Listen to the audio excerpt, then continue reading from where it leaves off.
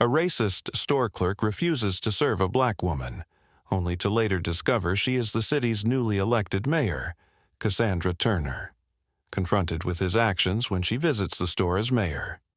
Now he won't able to stand in front of her.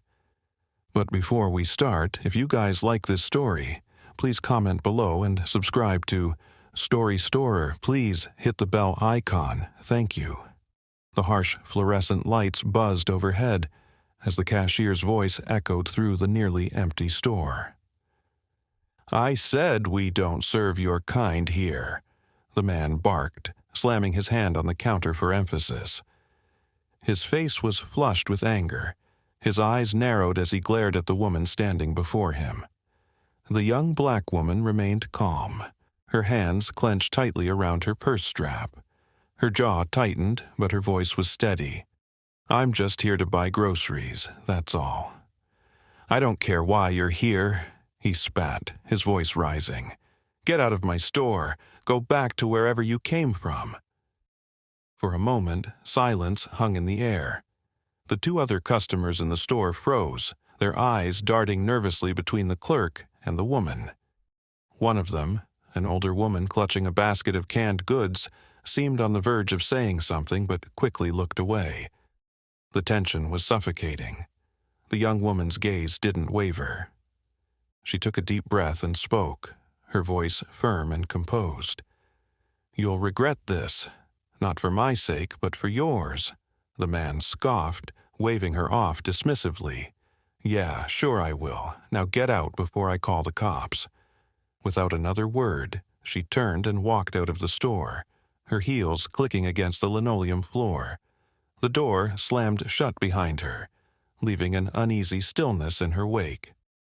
Brad, the clerk, took pride in running his store by his own rules, convinced he could spot a problem customer at a glance. He viewed his confrontation with Cassandra as routine, dismissing her calmly delivered words without a second thought. Later that evening, he climbed the stairs to his cramped apartment above the store. He sank into his recliner, a beer in hand, as he flipped through the TV channels. His casual evening took an unexpected turn when the local news anchor announced, "In breaking news, our city has made history by electing its first black woman mayor. Please welcome Mayor-elect Cassandra Turner." Brad froze as the screen showed Cassandra addressing a cheering crowd. Her calm, confident expression was undeniable. The weight of their earlier encounter hit him like a freight train, leaving him stunned and uneasy. Cassandra Turner grew up in a modest neighborhood where challenges were a way of life. Her parents, hard-working and principled, instilled in her the importance of education and resilience. Fueled by their encouragement, Cassandra excelled academically and went on to earn a law degree, determined to make a difference in her community. Her career as a lawyer was marked by tireless advocacy for marginalized groups and pushing for policies to address systemic inequities. When her city began facing worsening divisions, Cassandra knew she had to act. Against the odds, she launched a mayoral campaign, aiming to unite the city under a platform of justice and progress. The campaign wasn't easy. She faced veiled racism and doubt from many corners, but her authenticity and vision resonated with voters. Cassandra's landslide victory was more than personal triumph. It was a turning point for the city she loved. The morning after the election, Brad couldn't escape the news of Cassandra's victory. Customers buzzed about it as they shopped, and the store radio replayed clips of her acceptance speech. Each mention made Brad's stomach churn. "Did you see her speech?" a customer asked another. "She's going to do great things for this city." Brad avoided eye contact, pretending to be busy with inventory.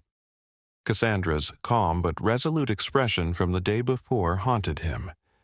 He knew he had underestimated her. By midday, a sleek black car pulled up outside the store.